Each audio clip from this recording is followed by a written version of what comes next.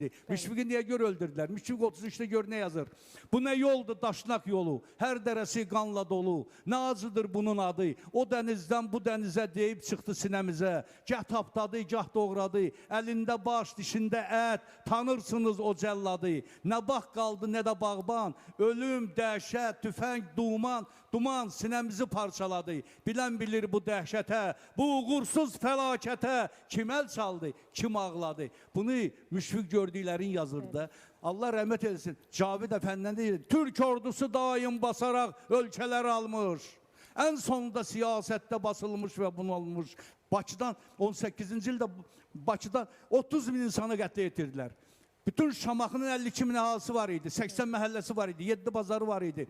24 məscidi var idi. Onları darmadağınlar Şamaxdan 54 bin əhalidən 2 bin əhali qayıtdı. Qubanı nə günə qoydular? Lənkəranı, Səlyanı nə günə qoydular onlar? Azərbaycanı nə edilər onlar? Bilirsiniz onlar necə? Onlar təpədən, çarın vaxtında da onlar silahlı olub təpədən dırnağa biz silah götürməmişik. Sovetin vaxtında da onlar təpədən dırnağa silahlı olub biz qardaş demişik, silahsız gəzdirməmişik. Və 30 ildir görürsünüz bizim başımızdan oyun gətirirlər.